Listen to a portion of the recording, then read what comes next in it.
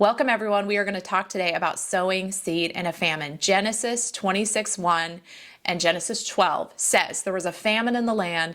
Then Isaac sowed seed in a famine. And other versions say then Isaac sowed in the land and reaped in the same year 100-fold, and the Lord blessed him. This is incredible because in a famine, you typically don't plant.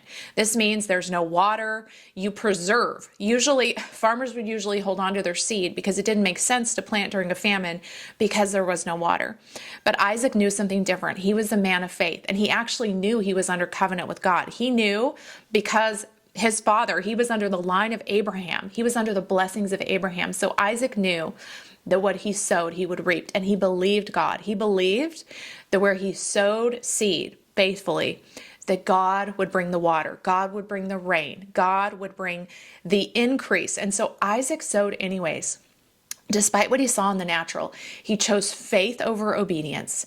And that's who you are. You're a man or woman of faith. He chose faith over logic. Can you imagine if there was a famine in our land and you saw somebody planting seeds and there's no irrigation system out there and you're like, what are they doing? But this is exactly what Isaac did. And it said that he reaped 100-fold. So the harvest that Isaac sowed, it wasn't just about blessing. It was about covenant, because Isaac was in covenant with God because of Abraham.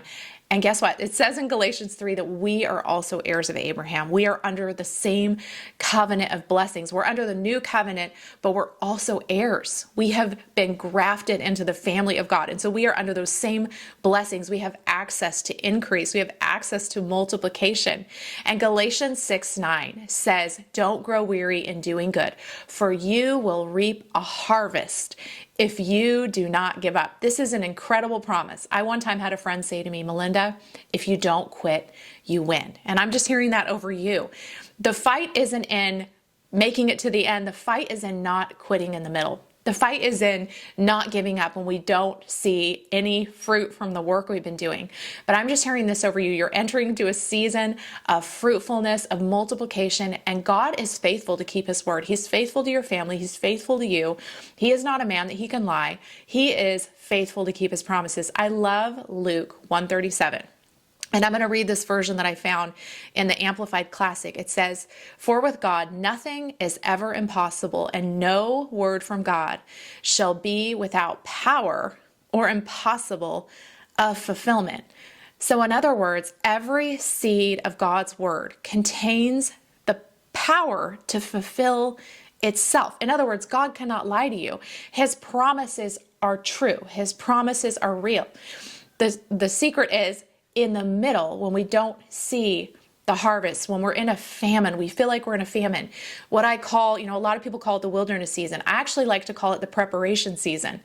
Isaac was being prepared too to steward what God had prepared for him. In the same way, when Abraham moved, it said that he moved in faith to a land. God asked him to leave his father's house, his homeland, everything that was familiar to him, and go in a faith to a land that he did not know. And God told him he'd be a father of many nations. This seemed like an impossible promise.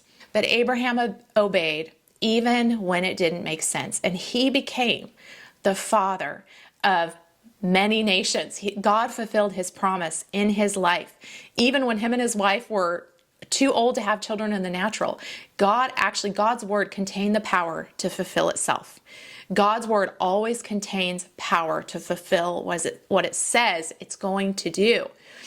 And so I read a story a little while ago that I love telling, and it's a story of this team of scientists in Russia who extracted this seed from deep in the permafrost layer. It was 136 meters under the ground, and the seed was preserved. And they thought it was preserved because perhaps an ice age squirrel had hidden the seed there. Well, they extracted the seed. They were able to pull enough substance from it to get it to germinate again. And they found out the seed was approximately 32,000 years old.